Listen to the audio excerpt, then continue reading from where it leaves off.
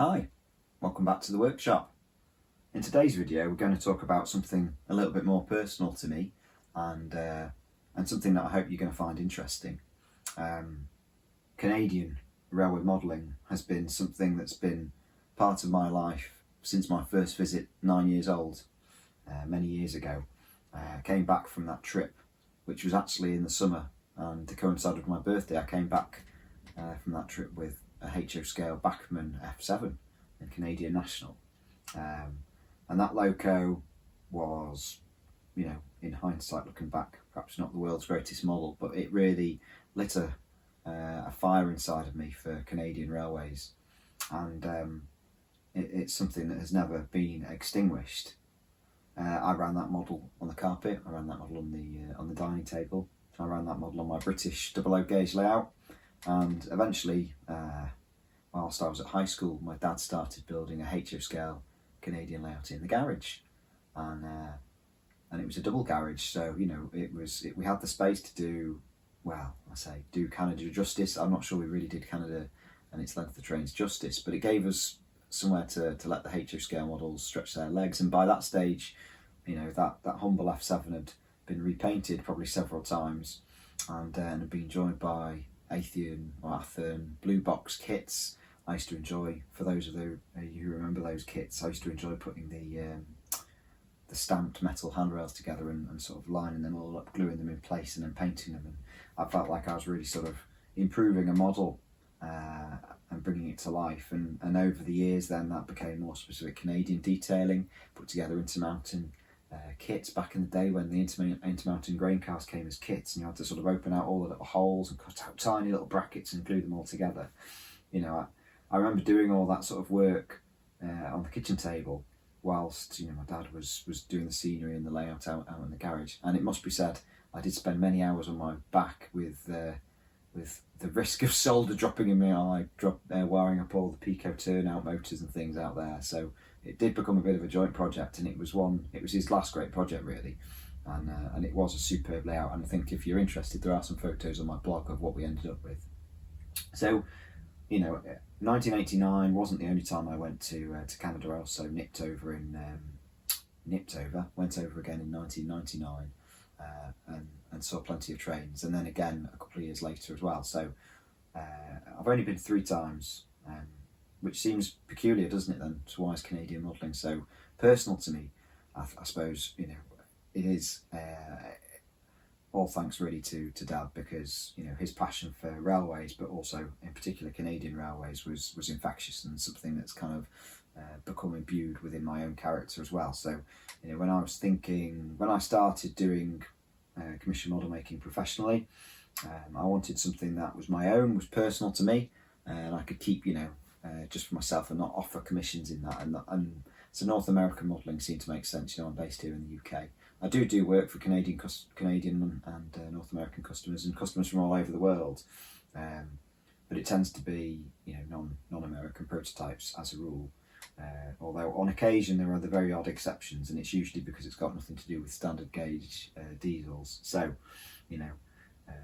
it became something that was personal for me, and I could hold dear and not get distracted into. And by keeping it separate, it was like a solace then from the day job to some extent. And so the dream of a large layout, I think we all have them, don't we? Basement empires. We grew up with Model Railroad, poring over those pictures of like layouts that sprawled over the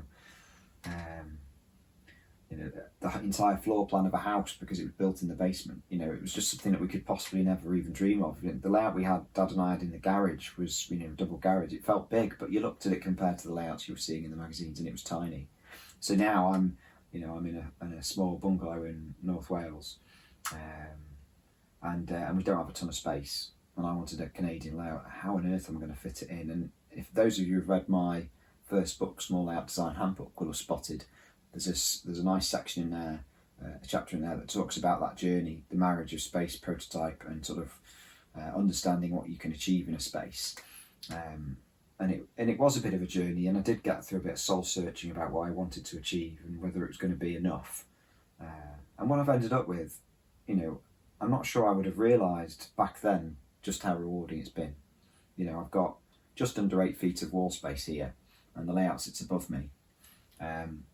It's just got 2 turnouts. It's mad, isn't it? 2 turnouts, and I love it. I absolutely love it. It's somewhere that's really accessible to just go and visit. So, you know, standing up to watch it is like standing trackside. I can become 9-year-old me and watch, you know, the zebra striped, you know, Canadian National Loco doing some switching, or I can get lost in sort of the daydreams of the Terra Transport locos I've created, or more recently the Horton and Mears leasing stuff, and just moving some cars around. You know, I don't have any distractions. I don't have car cards. I don't have switching lists. You know, I don't really, if I'm honest, fully understand how the big railway, mainline railway, certainly railroads operate, and so, you know, that can become a bit of a mental block and kind of put you off. When you think about the switching operations that you see in videos, the crew have done a lot of the thinking ahead. They know what they're pulling today, they know what they're delivering, and so when they get to the spot, you know, everything's quite smooth and organised to an extent, and that is what I can recreate here. So I don't need to know which cars are going where, because it's obvious, you know, as you'll see when I talk about it in a minute. You know, I basically have a set of stock that will serve one industry and a set of stock that serves another industry, and so when a new train arrives of empties and loads, effectively you're just switching them out. And so it's not there's not a lot of brain capacity required to work out, you know, what's going where. I mean, as complicated as it gets is trying to remember how not to get yourself tied up in knots, because there's a couple of little I'd say unintentional, but I'm not sure they were entirely unintentional, but there's definitely some things in the layout that it would catch a newcomer out in terms of switching, because, you know, by the time you've combined a locomotive and a number of cars, you run out of space quite quickly, especially in the head shunts.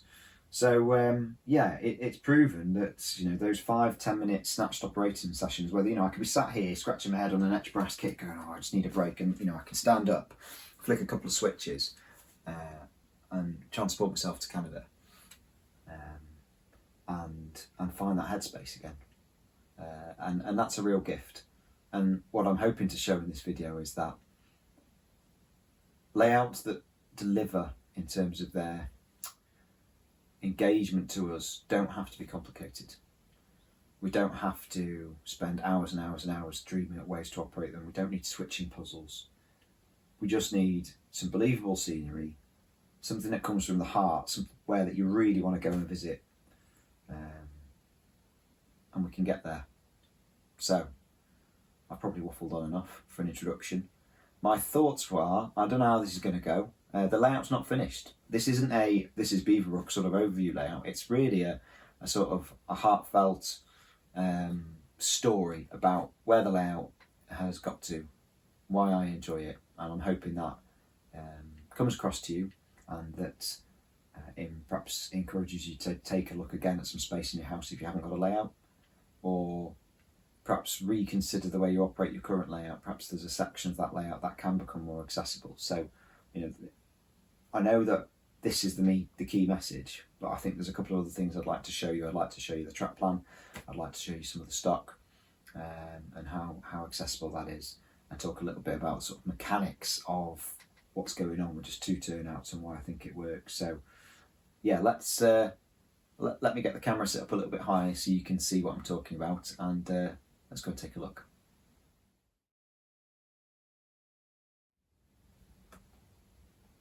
So let's take a look at how the layout fits into the space here.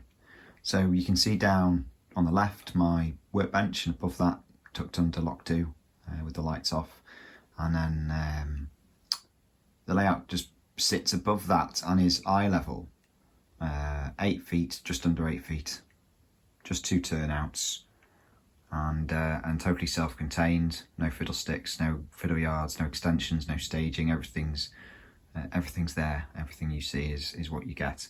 You can see those wooden drawers there, the stock boxes, the plugs on the wall, just tucked under there. They're the control and lighting sockets. So a couple of switches and the layout's on and ready to operate. You can also see how I've presented it. It's a really traditional shelf layout. It's got very little depth to the baseboard, and that's because I was constrained at the bottom because I couldn't fit. If I needed to have a deep baseboard structure, I wouldn't be able to actually see it. So it's at eye level for me, comfortably at eye level. But if I put it any higher to allow me to put tortoise turnout motors and all the sort of traditional gubbins underneath, you know, it would be too high. I'd need a stool to operate it, which just would mean just it wouldn't be as fun, wouldn't be as accessible. So I decided it's basically a shelf. It's mounted on shelf brackets on the wall, and it's just some plywood with the track built up from there. And then that massive pelmet allows me to put the lighting right up at the top. I have a nice big back scene, so the back scene's about 18 inches high, which means that it gives me the best chance of not getting any of the lid and its structure in photos, so I've got more space to crop. So basically it was a photographic aid, but it gives it a really nice feel. You've got this long, thin letterbox view. It's lovely to come and operate in the evening, and if I turn that desk light off in the evening when it's just dark, I've just got the light flooding out from the layout, I'm totally lost in the scene.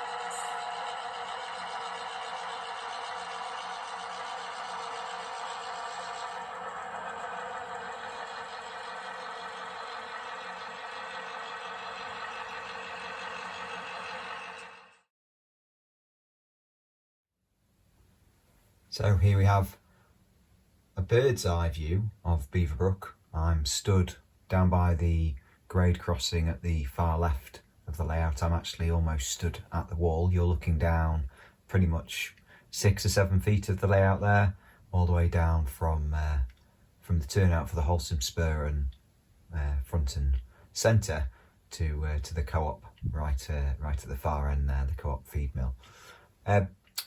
So here you can see this is the extent of the layout. You know, 2 turnouts, really that straightforward, really that simple. How can it be so engaging to operate?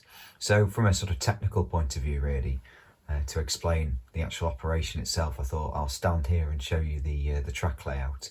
So if you think like from left to right, you've got the co-op spur, and that's got 2 parts. It's got the part for the co-op itself down the very far end. You can see it's not a cylindrical, but a covered hopper down the far end. And then there's a grade crossing there. And then there is the unfinished building on the left-hand side with the white covered hopper. That section is probably about 2 or 3 cars long and is almost like a separate siding which is helpful during switching operations. I don't leave anything in there normally. It's just useful for when you're switching things out. And then you've got that centre track, and that's I suppose the arrival road. So when I assume a train has propelled up from the yard, I always arrive in that track, that roadside track. And again, I don't tend to leave anything in that spur either. So those 2 tracks effectively become like a sorting from an operation point of view, a sorting facility, so you can sort of move cars around and get to what you need, and use that to swap cars in and out, as I'll explain in a second. And then on the right hand side, the sharp curve across the road, which is prototypical. And then, although obviously in reality this actual spur on Beaverbrook has been removed, actually has the whole sim spur. So this is kind of a merge of two prototype elements.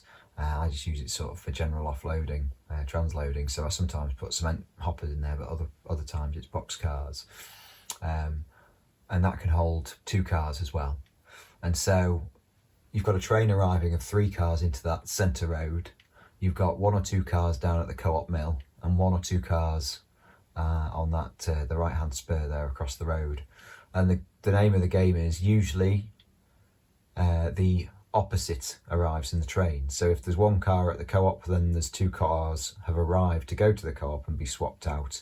And if there's 1 car, or if there's 2 cars on the front spur, then only 1 car has arrived to swap. And that causes you not a headache as such, but it's just that slight operational challenge, because there's some distances in this layout that make switching not as straightforward as you'd like. So the toe of the spur at the front there, you can just see at the bottom centre. From there to the wall is long enough for 1 loco and 2 cars. So you can see straight away that if you want to switch that front spur, you're going to have to do it in at least 2 moves, because you can't get 3 cars in there. So that's really the unintentional, but I suppose intentional design element, which has kept the interest there, and makes the layout good fun to operate. And the other design element, which again perhaps wasn't deliberate but has turned out to be wonderful, is length. So, you know, to do any sort of movement, you're moving sort of 3/4 of the length of the layout and then back again. You know, so to switch that co-op spur, you've got to go all the way down that siding to pick a car up, and then bring it all the way back to clear the turnout, and then go and switch it for the car that you've arrived with. And so I think, you know, if you think about using DCC sound, I think the sound of that prime mover and the way we watch railfan videos gives us an idea of how the prototype operates in terms of its speed of operation, and that pace can be represented in our model. And, you know, running down and back just to switch 1 car becomes an operating session. It can become that 5-10 minute operating session that you can just grab, and that's the wonderful gift of a layout like this. I can leave the cars on it, and it can be weeks between them before I come back and do any more, but it doesn't matter, it's still there, ready. Anyway, I've ended up wandering back to the joy of it, and this section was really just to show you, give you an overview of the actual sort of technical element of the operation.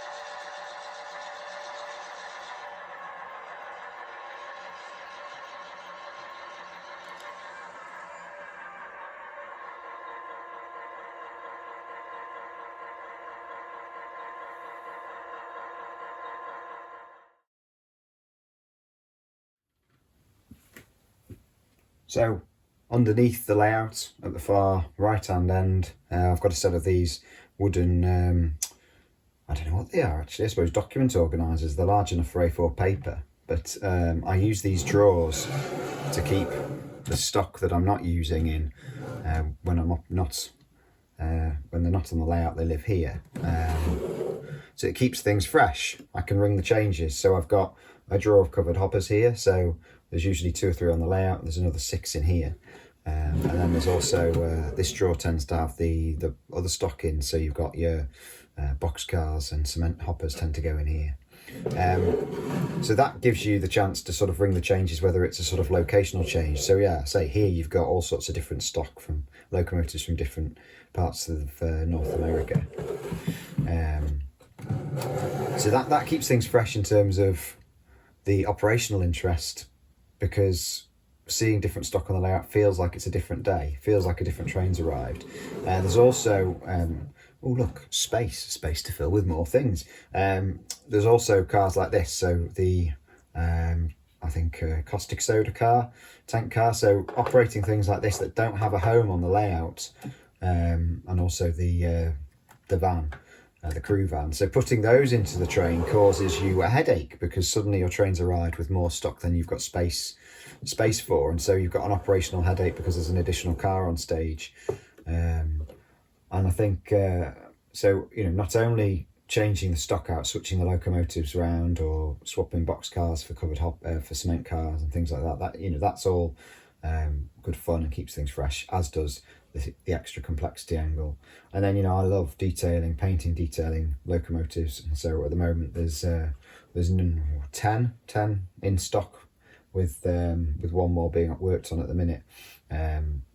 And they've all got a home on this layout. They all tell a different story as well. So by switching those off and on the layout, I can put myself trackside. I can imagine I'm stood watching the real thing. I find it incredibly rewarding, and it's not something I immediately thought about when I started, but I was quite clear early on that these stock boxes needed to be here. The locomotives and the rolling stock that I was going to use needed to be accessible and easily switched around. I don't want to have stuff in plastic stock boxes where I've got to take lids off and go and find things upstairs and bring them down. It all needs to be to hand. And so this is the layout and its stock all in one space. And even, you know, here's the controller, and the power supply and everything that turns the layout on and off is under here. So that turns the lights on and the controller on. So everything is accessible. I can get up from my workbench, which is just down to the left. I can get up from there, take 5 minutes, turn the power on and run a train.